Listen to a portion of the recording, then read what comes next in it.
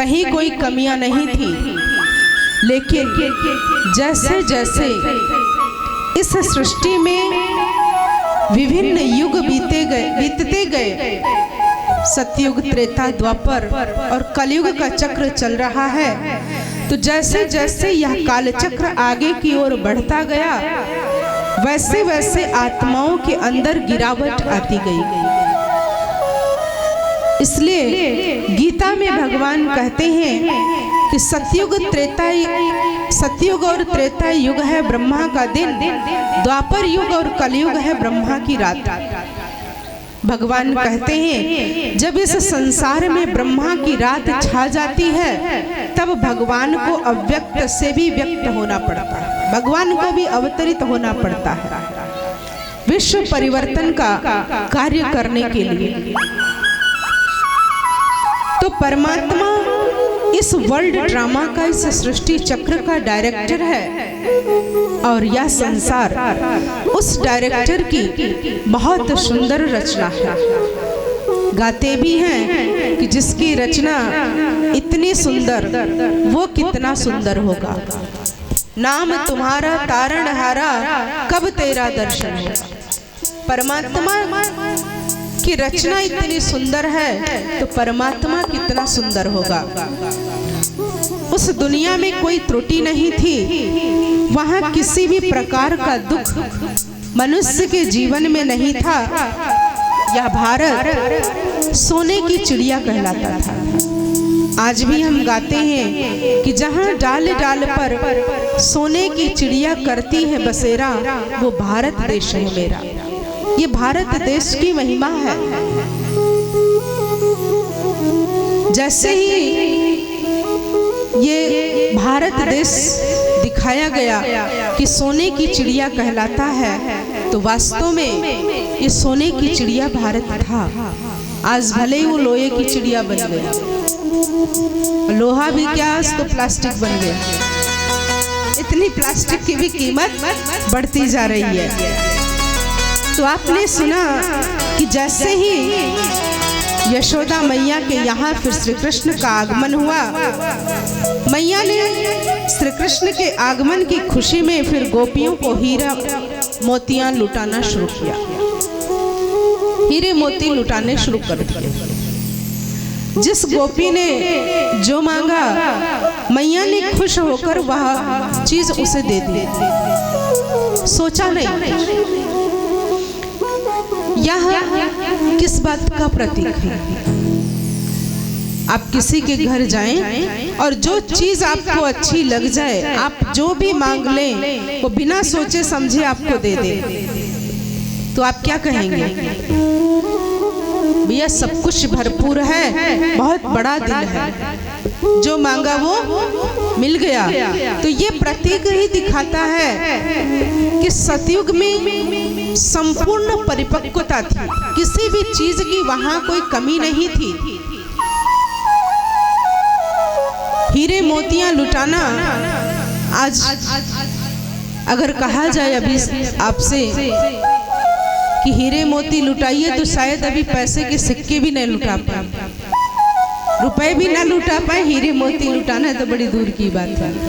तो ये जो हीरे मोती लुटाने की बात आई, कल भगवान जन्म के दिन आप सभी ने बहुत अच्छा एक गीत सुना था कि राजा जी खजनवा दे दो, रानी जी गहनवा दे दो।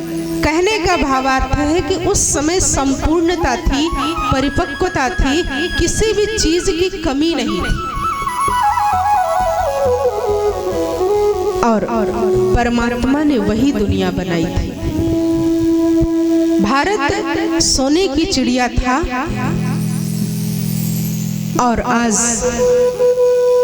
धीरे धीरे चक्र चलता गया, और आज वही दुनिया आज लोहे की दुनिया बन गई। परमात्मा ने संपूर्ण पवित्र दुनिया बनाई थी, वही दुनिया आज धीरे धीरे विकारी बनती गई। एक छोटा सा एग्जाम्पल हम आप सभी को देंगे। आप ये बताइए, मोबाइल सभी के पास है, मोबाइल सभी के पास और सभी जानते हैं कि मोबाइल को चार्ज करना भी पड़ता है। जब तक मोबाइल की बैटरी फुल चार्ज है आपका डाटा ऑफ नहीं होता होगा, नेट बंद नहीं होता होगा। लेकिन यदि आप कहीं बाहर हैं और आपके मोबाइल की बैटरी 50% पर आ गई, तब क्या करेंगे? पहले डाटा ऑफ कर देंगे। भैया अभी पता नहीं चार्जिंग कब मिले, चार्ज कब हो पाए, क्योंकि डाटा नेट ज्यादा बैटरी खाता है। और आप ऑडियो वीडियो जो डाउनलोड किए वो तो देख सुन सकते हैं, लेकिन जब बैटरी 20% बचती है उस समय क्या हुआ? अब सब बंद कर दो इमरजेंसी फोन के लिए। तो ऐसे ही जब हम आत्माएं सतयुग में थी तो संपूर्ण पवित्र थी, किसी भी चीज की कोई कमी नहीं थी। त्रेता में आए तो 10% की कमी हुई, द्वापर में आए तो 50% की कमी हुई, और कलयुग में आए तो बैटरी अब लो हो चुकी। किसी ने बहुत अच्छी बात कही कि सतयुग में सुख था, सतयुग त्रेता में सुख था, द्वापर में भी सुख था, लेकिन कलयुग में इतना दुख क्यों है? तो कहा कि सतयुग में सुख कब था, कैसे था? तो कहा सतयुग त्रेता में तेरा तो तेरा है ही है, मेरा भी तेरा है। आज भी कई ऐसे हैं जो क्या कहते हैं हमारा आपका क्या बटा हुआ, लेकिन हाथ लगा कर दिखाओ। कहना बड़ा आसान है। तो सतयुग और त्रेता जब था तो तेरा तो तेरा है ही है, मेरा भी तेरा है। द्वापर में भी ठीक था, कैसे कि तेरा तेरा है और मेरा मेरा। लेकिन जब कलयुग में आए तब क्या हुआ? मेरा तो मेरा है ही है, तेरा भी मेरा है। बोलो राधे राधे राधे। क्योंकि जब ऐसी अवस्था आई तो दुख, अशांति, परेशानी बढ़ती ही गई। तो कहने का तात्पर्य है कि इस सृष्टि का जो गोल्डन समय था सतयुग था, और वहां सतयुगी दुनिया में हमारे श्री कृष्ण ने यमुना किनारे गोपियों के संग रास रचाए। श्री कृष्ण ने सतयुगी दुनिया में सभी को अपने सुंदर छवि के द्वारा मोह लिया। सज्जनों, अब हमें यह समझना है कि आखिर कन्हैया के लीलाओं का राज क्या है। तो सबसे पहले हम जानेंगे कि कन्हैया को बांसुरी बजाते हुए क्यों दिखाया गया। राम जी को, श्री रामचंद्र जी को धनुष बाण दिया गया, लेकिन श्री कृष्ण को बांसुरी दी गई, और उनके अधरों पर हमेशा मुस्कान दिखाई गई। आज भी एक बार भक्त श्री कृष्ण के मोहिनी छवि का स्मरण कर लेता है तो श्री कृष्ण की मोहिनी छवि उसके मन को विभोर कर देती है। एक बहुत अच्छा गीत है कि सांवली सूरत पे मोहन दिल दीवाना हो गया। सांवली सूरत पे मोहन दिल दीवाना हो गया। सांवली सूरत पे मोहन दिल दीवाना हो गया।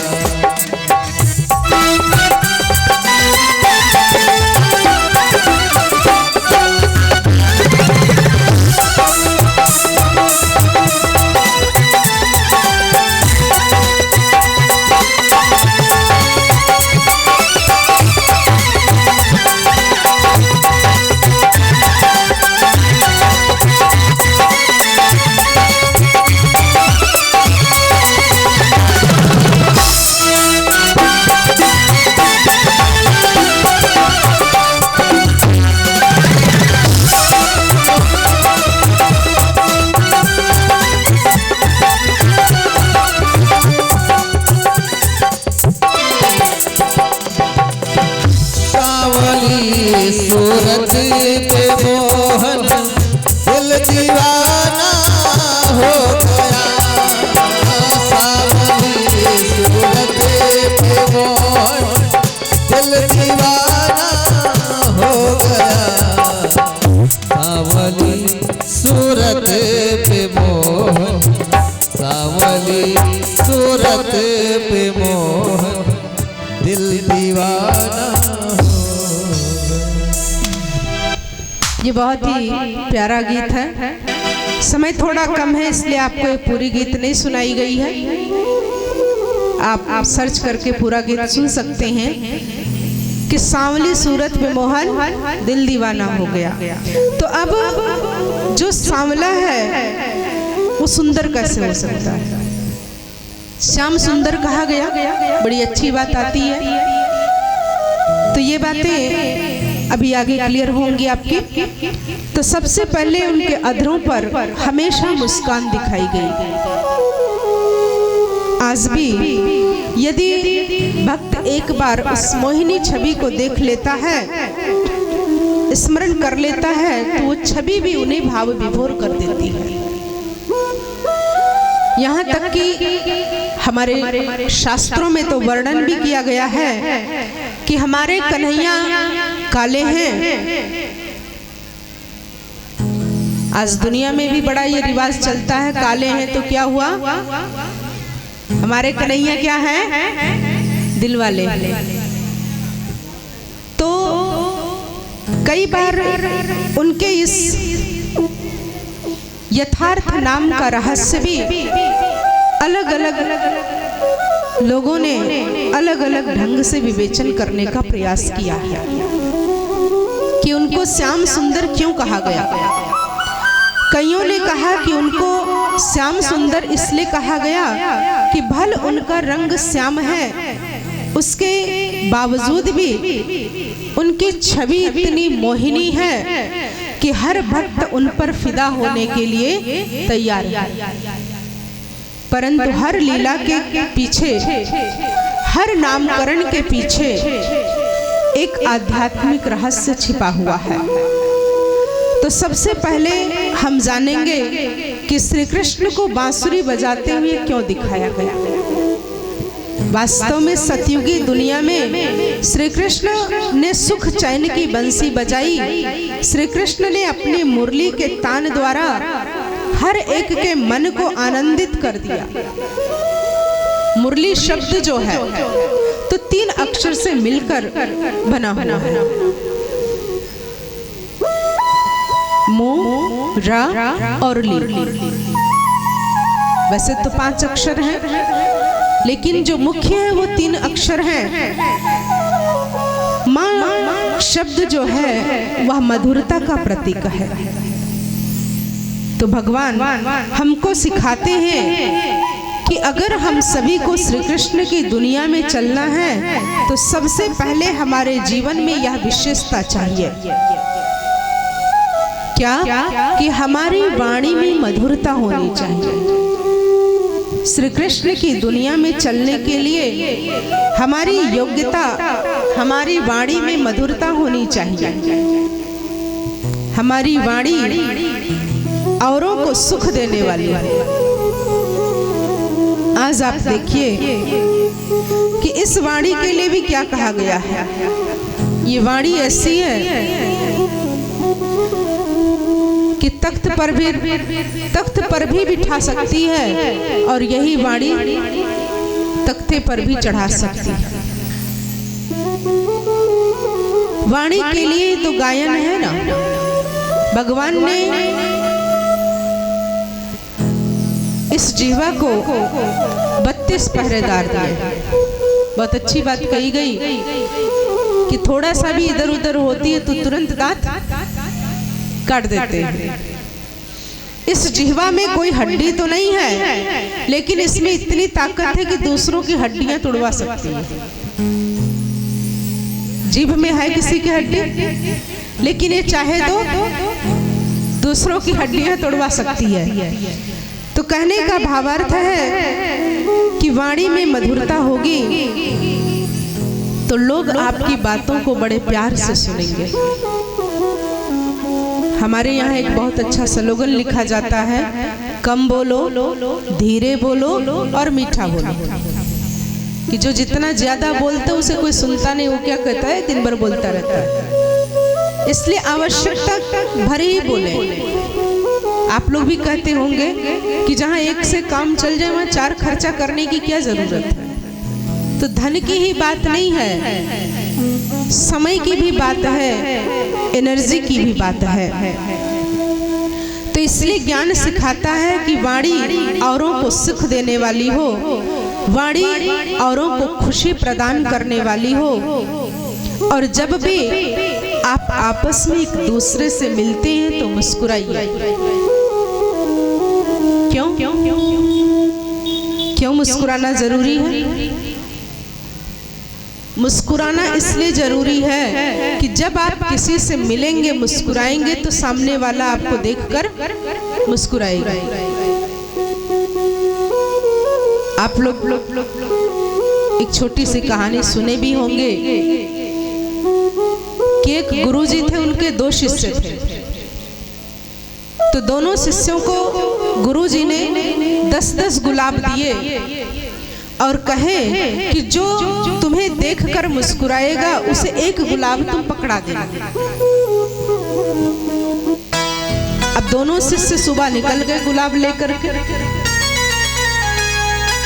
एक शिष्य तो सुबह से लेके शाम तक घूमता रहा, भटकता रहा, उसे कोई मुस्कुराता हुआ मिला ही नहीं कि वो गुलाब पकड़ा सके। तो शाम को जब वापस आया गुरुजी के पास तो 10 के 10 गुलाब लेकर आ गया।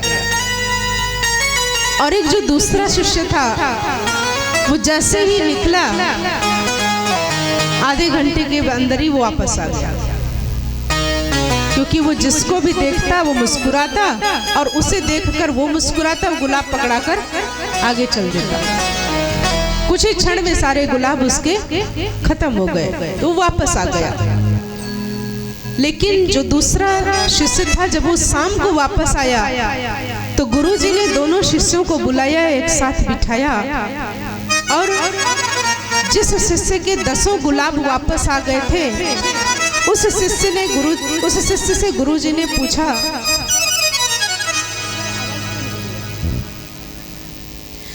तो कि सुबह से लेके शाम तक आपको कोई मिला ही नहीं कि एक भी गुलाब आप पकड़ा सको। तो उसने यही कहा कि नहीं, मुझे कोई मिला ही नहीं ऐसा कि जो मुस्कुराता हुआ दिखे हमें और हम गुलाब उसको पकड़ा दें।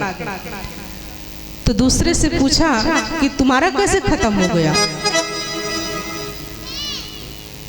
तो उसने कहा कि गुरुजी, मैं जैसे ही निकला मैंने एक को देखा और मुस्कुराया, वो मुस्कुराया, मैंने उसको दे दिया। तो कह रहा जिसका गुलाब नहीं खत्म हुआ था, एक भी नहीं निकला था, उसने कहा इन्होंने तो चीटिंग की, इन्होंने तो गलत किया है। तो पहले ने कहा जब गुरुजी से, तो गुरुजी ने बड़ा सुंदर जवाब दिया कि कोई पागल नहीं है कि आप रास्ते चलते आपको हर कोई मुस्कुराता मिलेगा। आप जिससे भी मिलो मुस्कुरा कर मिलो। तो एक बार आप सभी मुस्कुराइए, क्योंकि कथा पंडाल में बैठे हैं, चेहरे पे थोड़ा सा मुस्कुराहट लाइए। लगता है थकान से आए, अभी सो जाएंगे,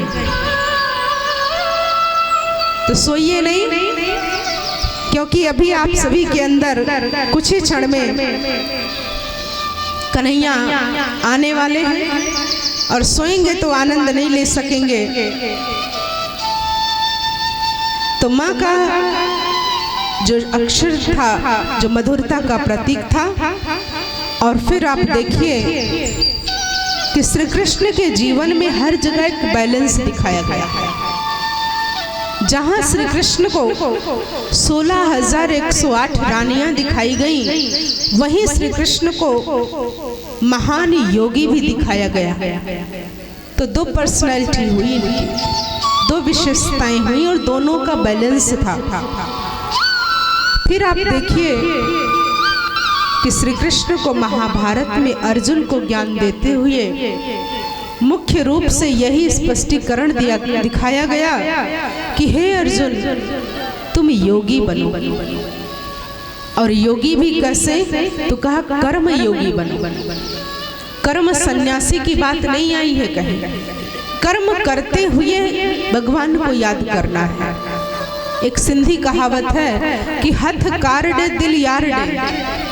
हाथों से कर्म करते रहो और दिल से प्रभु को याद करते रहो। ऐसा नहीं कि आप काम छोड़कर बैठ जाओ मुझे तो भगवान को याद करना है, नहीं। कर्म करते भी हम परमात्मा को याद कर सकते हैं। तो भगवान ने अर्जुन को यह उपदेश दिया कि कर्म योगी बनो। भगवान ने अर्जुन को कभी नहीं कहा कि अर्जुन यह कौरव तुम्हारे शत्रु हैं। जो भी 18 अध्याय की बात आती है उसमें शत्रु का शब्द नहीं आया कि पांडव कौरव तुम्हारे शत्रु हैं। क्या कहा? तो कहा कि काम क्रोध लोभ मोह अहंकार ही तुम्हारे शत्रु हैं। यह विकार ही तुम्हारे महावैरी हैं। तो जहाँ गीता में अर्जुन को योगी बनने की प्रेरणा दी, वहीं संपूर्ण भागवत कथा में भगवान ने प्रेम करना भी सिखाया। दोनों का बैलेंस हुआ। एक योगी भी बन सकता है ईश्वर, जिसका ईश्वर के साथ प्रेम होगा। योगी भी वही बन सकता है जिसका भगवान के साथ रिश्ता जोड़ा हुआ है। हमने दुनिया से तो बहुत रिश्ते जोड़े, बहुत रिश्ते निभाए, बहुत रिश्तेदारी किए, लेकिन जब तक भगवान से रिश्ता नहीं जुड़ेगा तब तक वो सच्चा आनंद नहीं मिलेगा। एक बड़ा अच्छा गीत है, दुनिया का बन कर देख लिया, अब प्रभु जी का बन कर देख गया। दुनिया का बन कर देख लिया, अब प्रभु का।